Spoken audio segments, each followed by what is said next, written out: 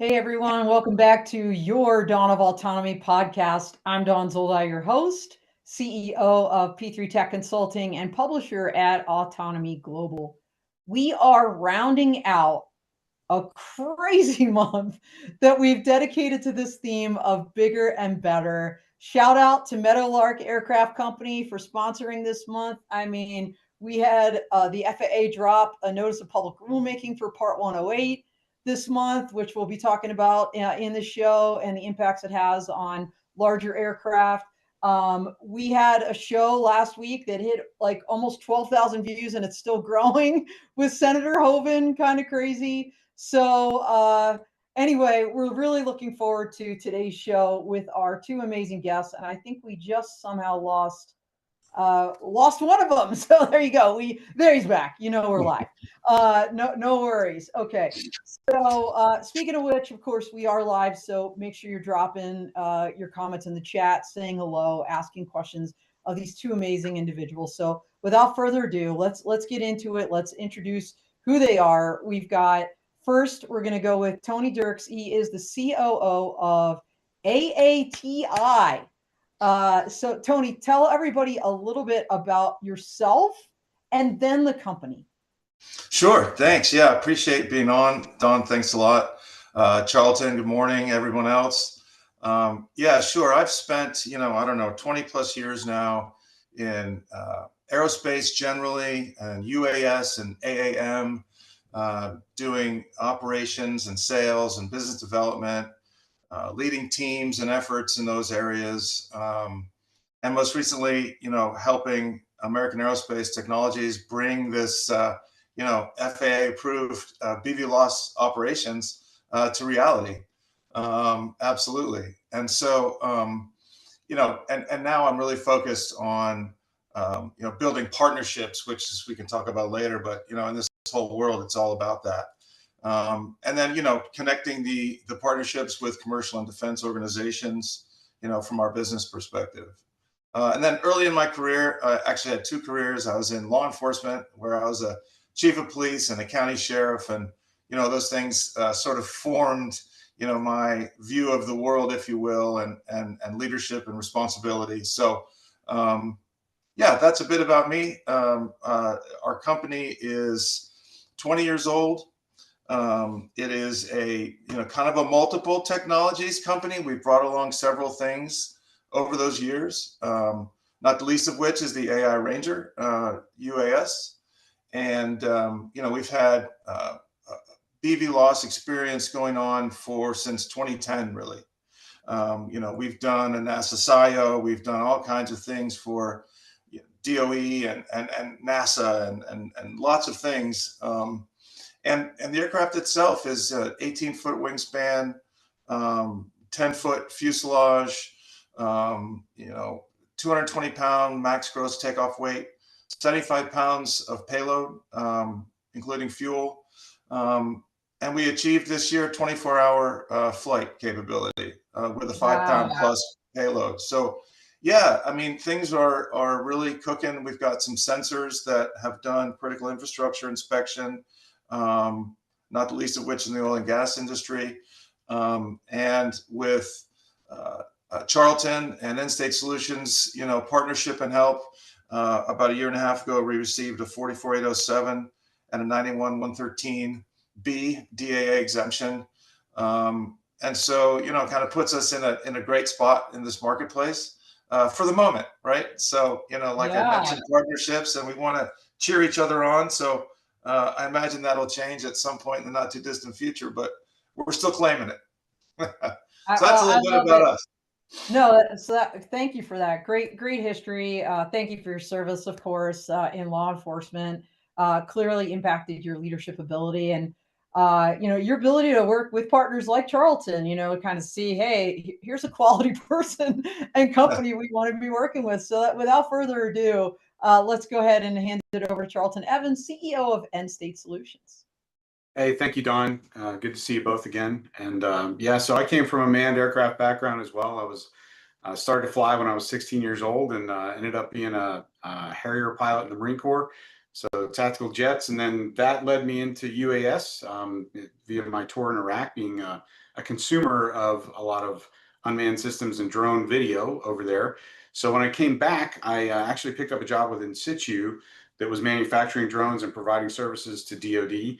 And in that context, ended up doing civil work for In Situ, where we went and did some work certifying the Scan Eagle for ConocoPhillips work, and then went on with BNSF work and other disaster response, all in the civil context. So that's kind of where I cut my teeth in the civil drone world. Ended up kicking off State Solutions in 2018, basically to cater to this crowd of companies that understood technology and was very eager to get to revenue with this new technology, but didn't necessarily understand the FAA or how it works, or what the right language is, or what the interest of the FAA are versus the interest of the tech world. So that's my background. I still fly commercially as a private commercial pilot, multi-engine, and IFR qualified as well. Awesome. And we just had a little montage of photos of Charlton and some highlights from his career. And we're recently at the Drone and AAM Policy Symposium, where I met Tony in person for the first time and got to hang out with Charlton, who, by the way, sponsored our amazing happy hour there at the Dakota rooftop bar. So that was pretty awesome. So, well, thank you both. That's great background. And by the way, like I said, we are live. We've got one of our, this is a blast from the past. We've got Fire Mech Tech Rob out there. Love that guy. Talk about connections. Met Rob through Clubhouse, the Clubhouse app. We used to be on Clubhouse for a couple years and met him in person in Vegas at ComUAV. Sounds like he's going to be at our happy hour next Monday. So everybody, meet Fire Mech Tech, meet Charlton. Tony, I'm not sure. Are you going next week? Yes, I am. All right. Well, meet the whole crowd there. You Awesome. Get to ask them some questions in person. So amazing. Great. I'm looking forward to seeing you again. All right. So Charlton, you mentioned, let's kind of talk a little bit about the regulatory landscape. I mean, we've had a seismic shift, let's call it, potentially, with this notice of public rulemaking for Part 108. And again, everybody out there, probably most of you are savvy enough to understand and appreciate this is the comment period. This what is out there, that 700 plus pager, is not the final rule. So now is still your opportunity to make comments. And by the way, very important, I was just on there yesterday in the Federal Register. You know how many guys, do you know how many comments are out there right now? No. 73. Oh, I think That's there's it. 10. That's it.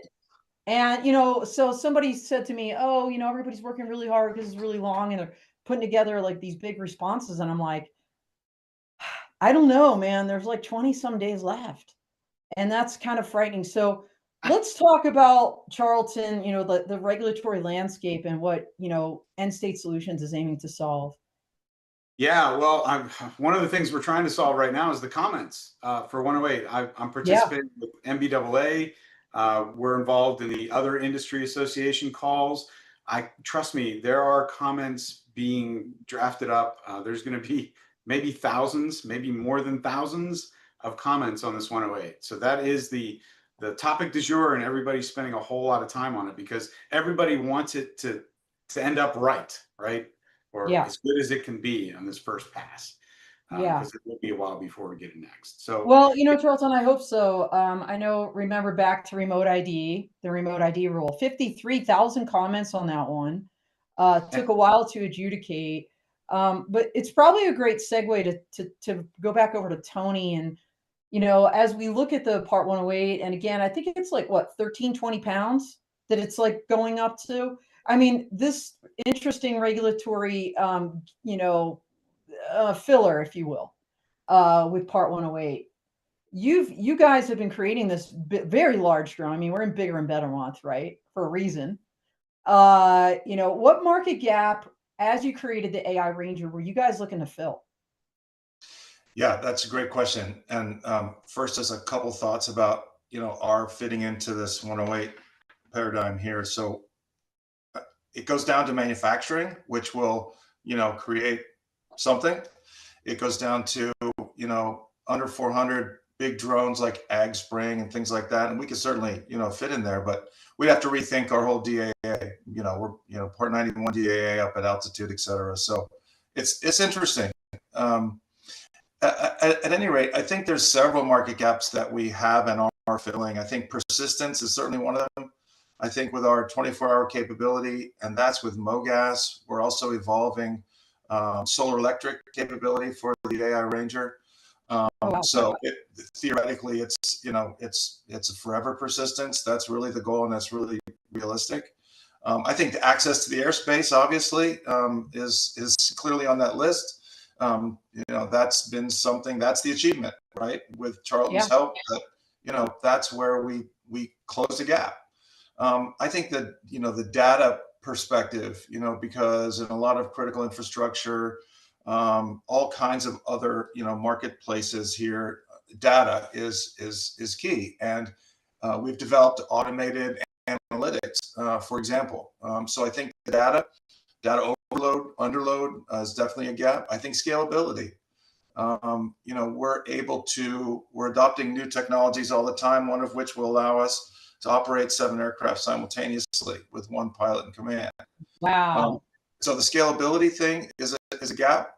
The adoption speed. We also developed our AI Ranger X, which is a surrogate, which is a manned platform that replicates AI Ranger.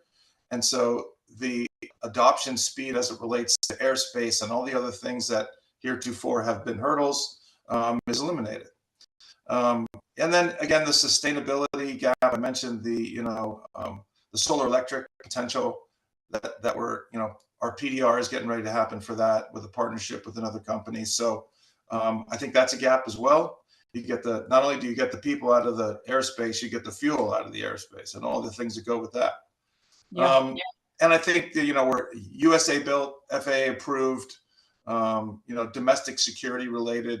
I think that's a gap. You can't bring in, various, foreign made aircraft. You can, but, there's hurdles there. So I think we close that gap too. There's probably others, but that's kind of the highlights of the things that we're seeing. Well, I love that. And speaking of highlights, we just had that, video roll and picture paints 1,000 words. You got to see the AI Ranger in action. And by the way, Tony, you probably don't know this, but back in the day when you guys were doing that NASA those NASA demonstrators, I feel like it was in Dallas, if I recall correctly. I could be wrong. Yep. It was okay. I covered that actually as a journalist for an eVTOL magazine. So I've been following you guys for a while. You've been in this game, doing your thing, perfecting the tech, and then along comes Charlton to help you get this groundbreaking, more recent exemption 44807. But before we get to that, we will in 1 second.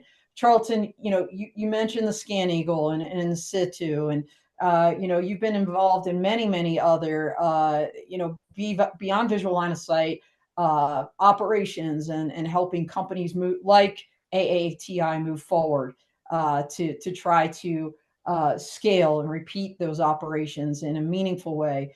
Tell us a little bit more about some of those early operations for BVLOS that you're involved in, and how that, in a way, helped move the needle for regulators by, to use Tony's word, the data, right, that you gathered and were able to provide collectively on those operations. Yeah, that's a good point. The data is generally the product, right? I mean, we used to say that some of our customers in the DoD space didn't care how we got it, as long as we got the video they wanted or the imagery they wanted and other intel they wanted when they needed it. They're going to donkey with a camera on a stick. They don't care. But these platforms are really good at hanging out for long endurance, long duration, overhead, and not being seen. That's that ISR data collection, or intelligence, surveillance, and reconnaissance data collection, was the foreground of this because there was an urgent need with DoD. That's since translated, right, via 107, when initially you had realtors just collecting imagery data for the realty industry, right? That was a shift that they could do. And then you got platforms like AI Ranger, Scan Eagle, and others that can collect massive amounts of data without risking people in the cockpit over great distances, long periods of time, et cetera. So the data is really the product. How efficiently we can gather it and how mitigating the risks of gathering it with manned aircraft today, that's the niche, right? That is Yeah. what people need. So getting that to revenue means spanning that gap. And Tony talked about some of them, but that gap of like, how do I get my airplane without a person in it into the airspace safely through the regulatory maze, right? And there are all these strata.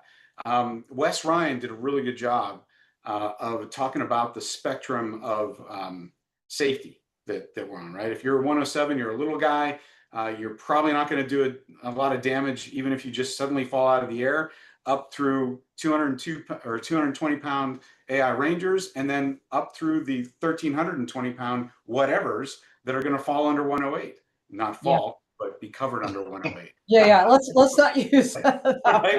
Bad line, bad. So finding ways to ensure that those platforms are reliable through the rules, and that's what 108 is really all about, is ensuring that there is a path that's predictable, that's known, that industry can go out and follow to get to safe operations that the FAA is okay with, and you don't have to get an exemption or a waiver.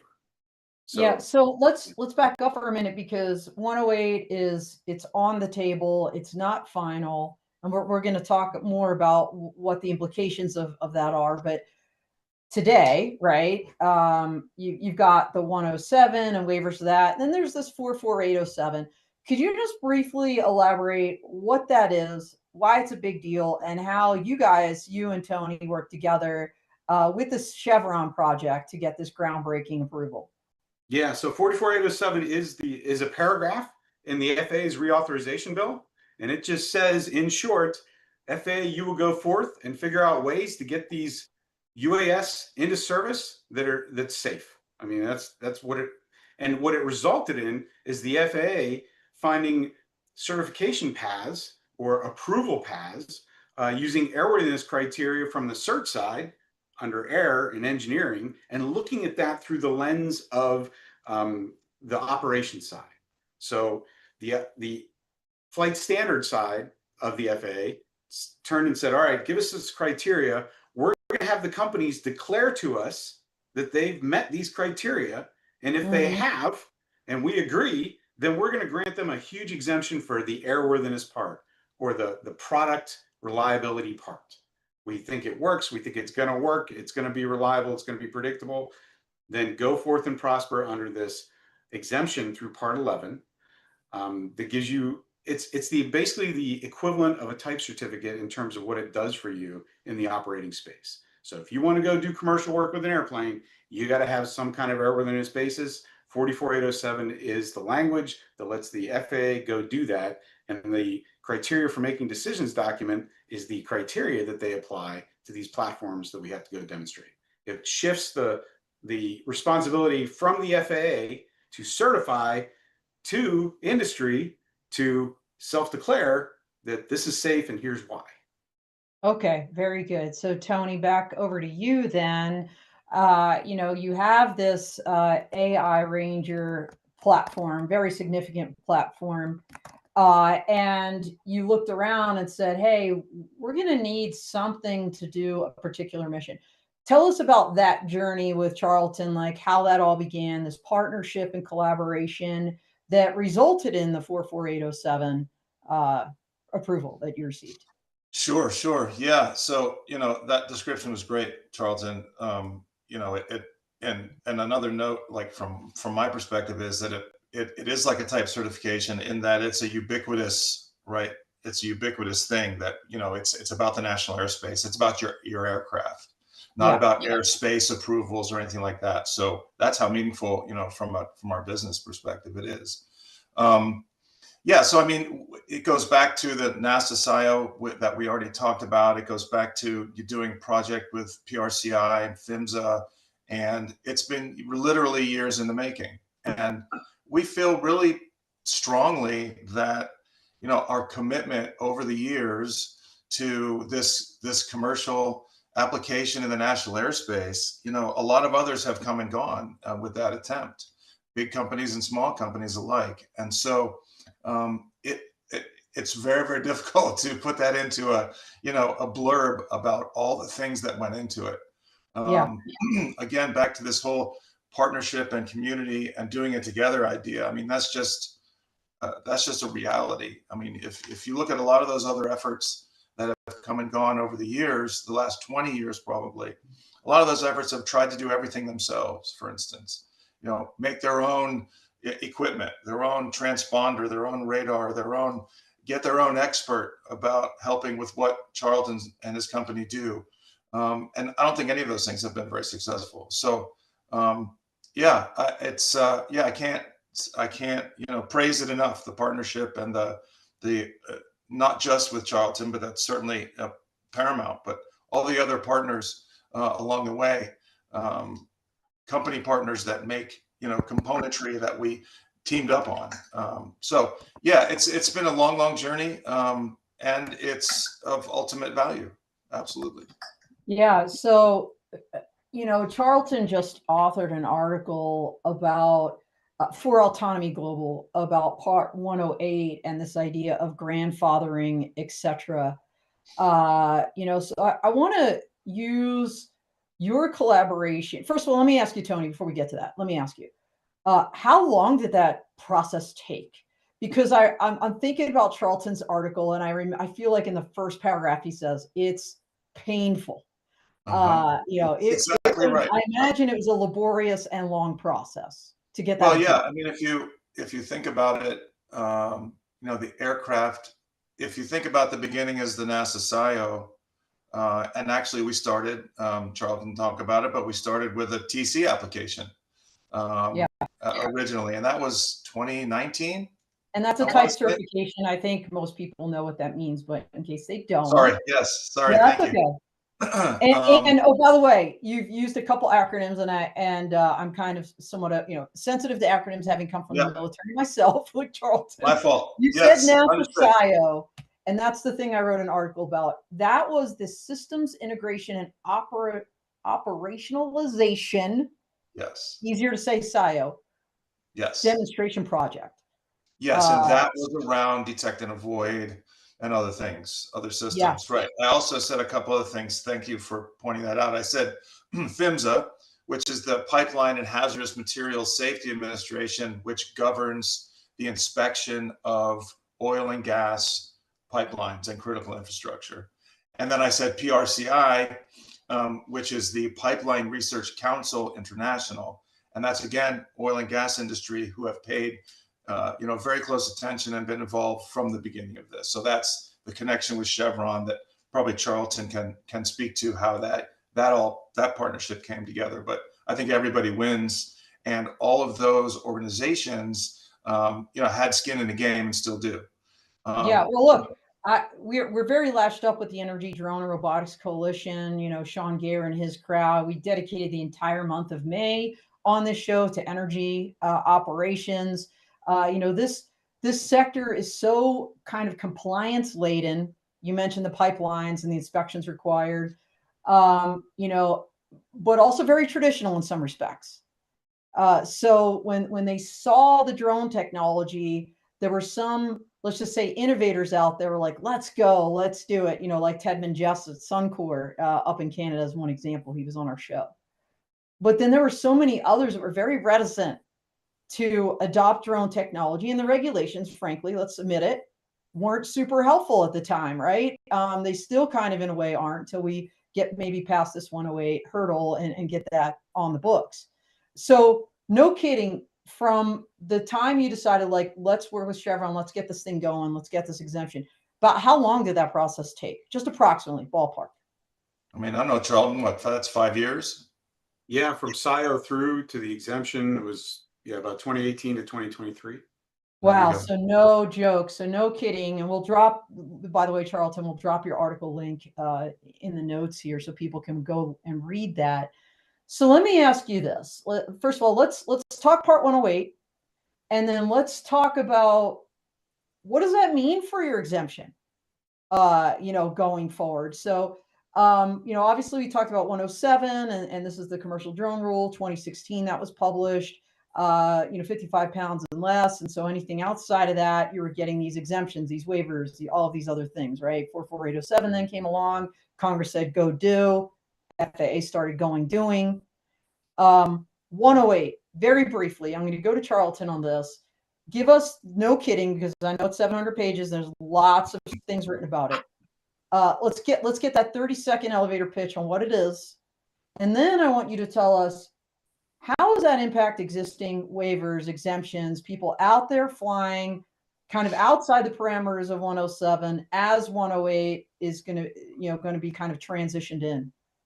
Yeah.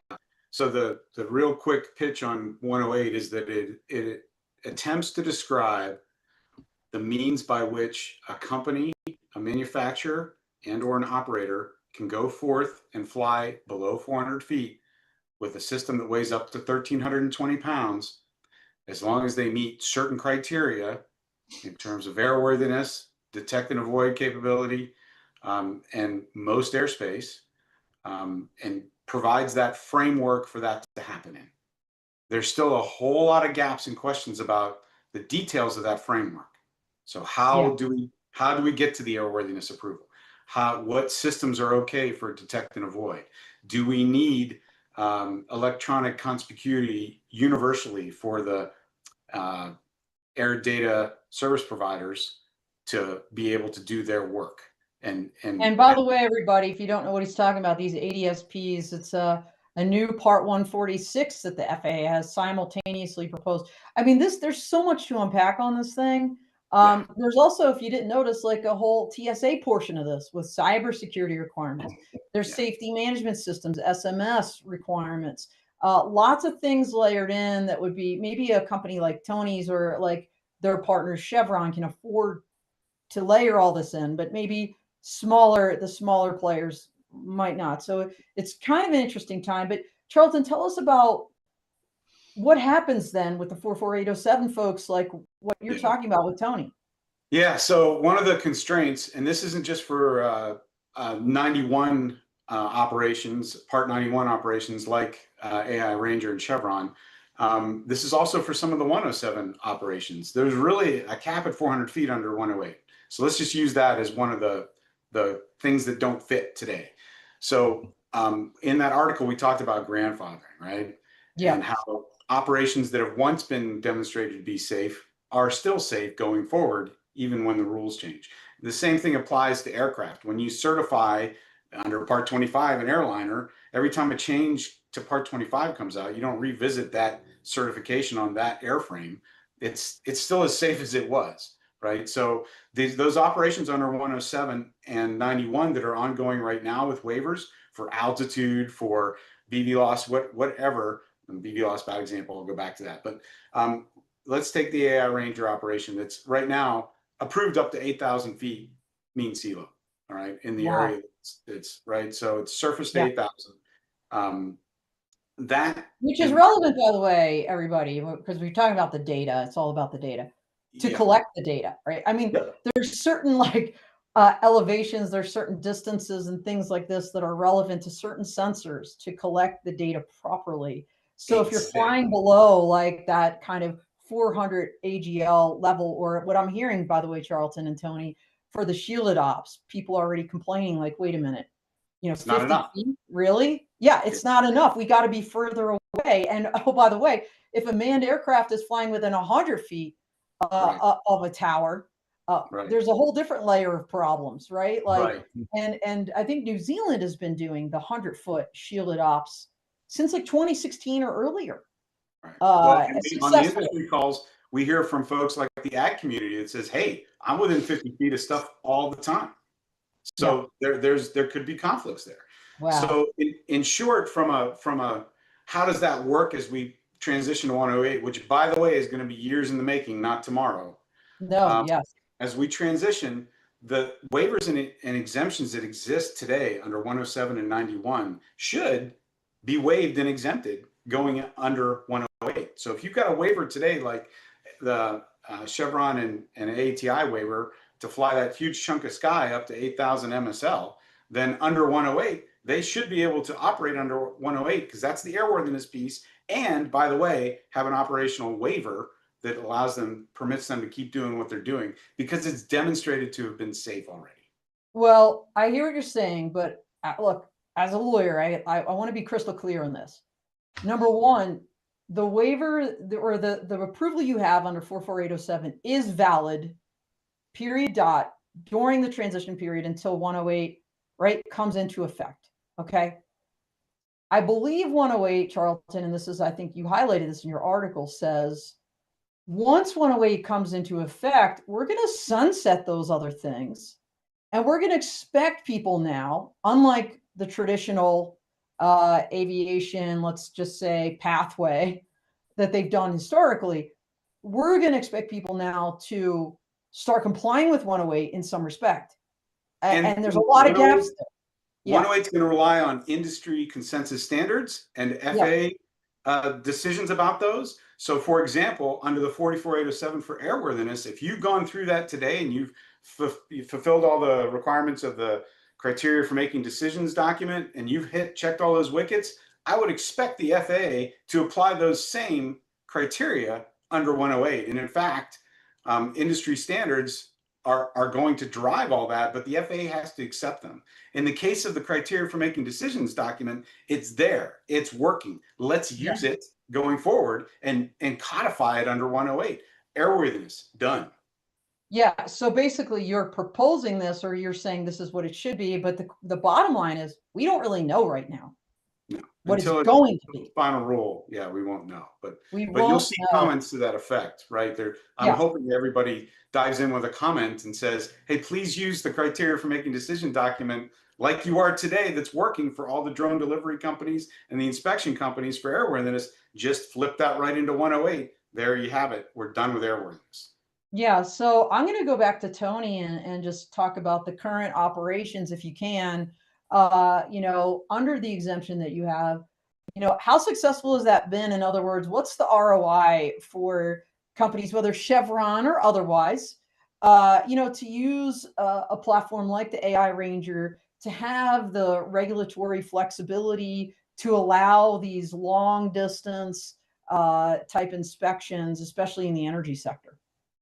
Yeah, I mean, I think that can apply to different marketplaces in different ways, right? I think, Absolutely. in the case of oil and gas, for instance, there's been 50 or 80 years of, a pilot in a Cessna 172 flying over the pipeline every 2 weeks and taking notes. And I think that, the price has been driven down on that to all the efficiencies are out of it. And so if you look at it from the perspective of that paradigm versus us bringing in our system, it doesn't pencil from an ROI perspective. So it's about proliferation, right? It's about scale.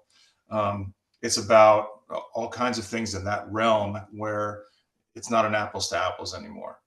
And so I think that if you look at other markets, the other markets have been paying for, to Charlton's point, the OG Scan Eagle and all the amazing things over the last, whatever that is now, 25 years, among many others, have been, successfully at price point A or B, fulfilling roles across the world. So, I mean, I think that's the range we're looking at. And I think if we talk about bringing things just into the national airspace system commercially, there exists still a range, and some of them are governmental and some of them are private. And I think that there's this big potential, speaking of 108, to drive that cost even further up. I think that, our Part 91 operations with our DAA capabilities need to be revisited if we want to be in Part 108. Our manufacturing is another one. So yeah, it's I don't want to dwell on 108 because that's not what we're here for, but there's a lot to unpack, as you have said, right? So there's no real one good answer to that question. I think there's just a big range, scale, this proliferation, right? It's about volume. And so that's really what gets that ROI and that business case lined up. Yeah, absolutely. So Tony, as you mentioned some of these other market use cases. ONG obviously is a big one for an aircraft as large as yours that can fly as long as yours, as versatile, as it is in terms of the sensors you can put on there and things like that. Commercially, let's put DoD aside. Commercially, what are the other, kind of target markets that you feel the AI Ranger is really kind of perfect for. Yeah, absolutely. So we've talked about energy and utilities a few times. Obviously, that's maybe top of the list as you look at critical infrastructure, homeland security. And then there's all kinds of other things in that realm, like emergency response. Drone is first responder that has applicability for us, just like scan eagle in theater, same concepts. There's the infrastructure word goes on and on here, right? There's transit, there's power, there's oil and gas. So there's border security. So there's really, again, it's the same paradigm as ISR with Scan Eagle or others, maintaining security. That goes on today with other platforms. Agriculture, environmental surveys, maritime, there's surveys offshore, probably within 12 miles, which is another. That's a whole other issue. I'm still waiting on Charlton's article podcast, on what happens, beyond the territorial sea limit of 12 nautical miles. But more to follow on that. Yeah, no doubt. So are we.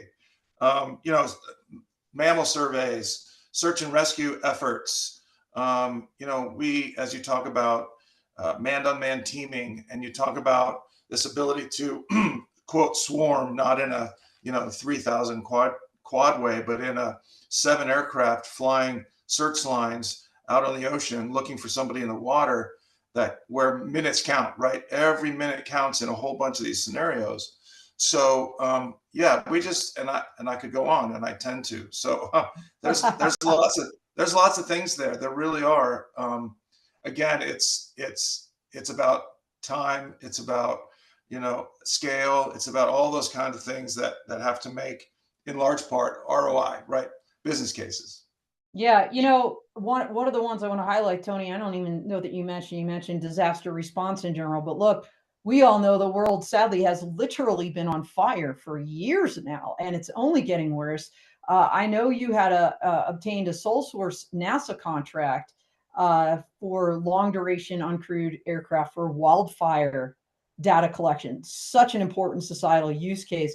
Can you tell us a little bit about that one?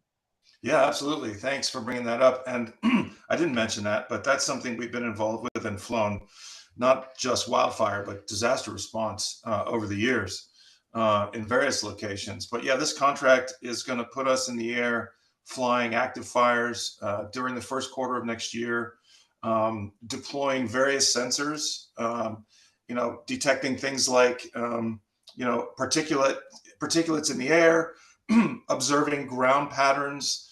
It's in support of NASA's FireSense program. And their mission is to really, at the end of the day, is to improve the detection, the monitoring and response through advanced aerial surveillance in this case. And so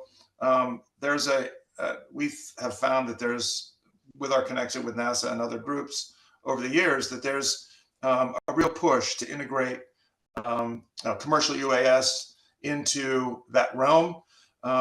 That's really their effort or their impetus is to get faster, safer, more cost-effective, climate-related things such as wildfires understood and responded to best. And so we've always been there supporting those efforts, and we'll continue to. We have a great relationship.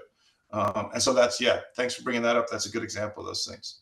Yeah, I love that one, Tony. And, in a perfect world, like my vision of the future is this kind of multi-sensor, multi-domain fusion of the data from this, because I was just at the Esri Safety and Security Summit back in July. And, there was a company on the stage. They were talking about wildfire and GIS, right? Geospatial information systems.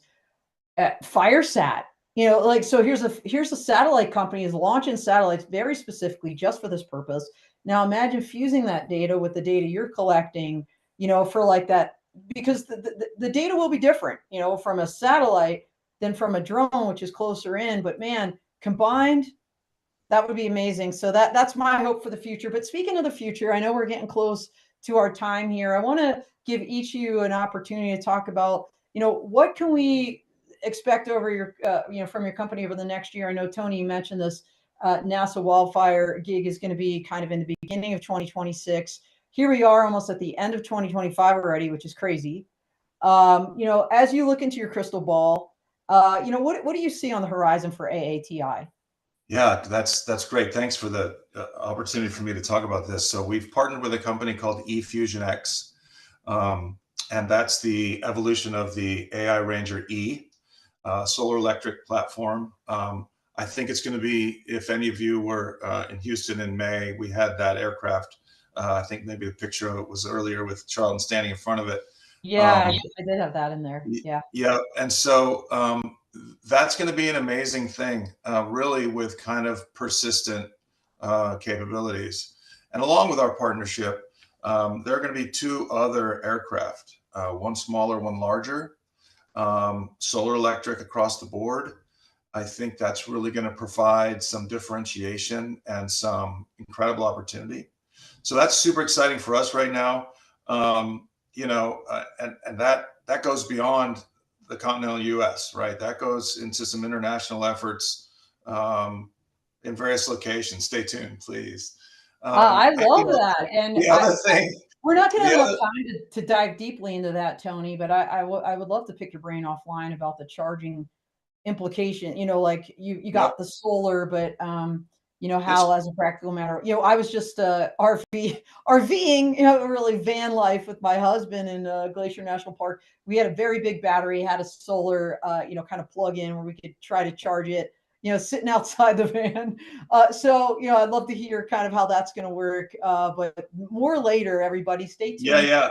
Let's your eyes peeled. Yeah. Let's catch up next week, because the things that are happening in those worlds are nothing short of spectacular at this scale. That's amazing. Right? Yeah. I love that. I love the sustainability aspect of it too. Right? Like, I drive a Tesla, and honestly haven't been to a gas station in since 2019 when I bought it. So it's pretty great. So Charlton, over to you, getting close to the end here. Thanks again for being back on the show. Thanks for bringing your partner AATI along for the ride. What an amazing show this has been. As you look ahead, Charlton, lots of work maybe on the horizon, not just making these comments to NPRM, but what else do you see for End State Solutions going forward? So AI, right? AI Ranger. Well, AI is prevalent in everything we're doing. The FAA is seeking more highly autonomous solutions, because when you drive autonomy into the design, you drive human error out. So that's some of the underpinnings of 108, as well as other operations. So we are deep into that. We are also going to be applying AI in how we do our work, making it more efficient. It's a complex regulatory landscape. If we can use AI to navigate that much more efficiently, that's a benefit to us, our customers, everything else. So that's kind of what's on the horizon for us, as well as just continuing to churn through hard problems. 108 is not going to make things easier on a lot of operators and or manufacturers. It's just going to be more known. So I think that's an important distinction. So people ask if that's going to drive us out of business. I don't think so. I think we're going to have plenty of work. Yeah, you and the lawyers, buddy, this is like job security, right? So, but the goal really at the end of the day is job security for the industry. And, I'm hoping this really will open the doors to scalable, sustainable operations, and more to follow there. But in the meantime, 44807, great products like the AI Ranger out there, doing it on a daily basis for not just NASA, but globally with all kinds of different groups, whether it's disaster response, or the O&G world. Thanks, Tony, for what you do. Where can we find you guys next? So we're going to see you running around Vegas next week. So everybody note that if you're in town, make sure and we'll put your emails and contact information up at the end here as well. But anything else you want to, before we sign off here, because we are at seconds to go. Tony? I just want to say thanks a lot. And, I'm completely available to our industry. I've talked about this partnership thing throughout this, and that's a core belief of mine. So yeah, let's get together next week as a start. Appreciate it. All right. Perfect. And Charlton? And if anybody wants a little coaching on how to use AI to dive into the 700 pages, please get in touch. That's what we're doing, and we've got some methodologies to help. Well, and beware, because, if you don't do the right prompts, you really don't know what you're talking about. It can spit out some crazy stuff. So Exactly. just saying, Yes. look, no, there's no, and I'm preaching the choir here. I know there's no substitute for reading the thing yourself. And, I have to do it. I'm going to be doing it this weekend before I had the commercial UAV. But, diving deep, because there's so much to unpack there. And I might not catch all the nuances that you would catch as the human with some background and knowledge here. Bottom line, make your comments. Read Charlton's article, follow AATI, and we'll see you all next week. But here's a way to get in touch with Charlton as well. Everybody, that is all she wrote. Thank you all so much for joining in today. Looking forward to seeing some of you out there in Vegas. Viva. Sign up for the party Monday. Spandex Nation, just saying. Free drinks. We are out here. Thanks.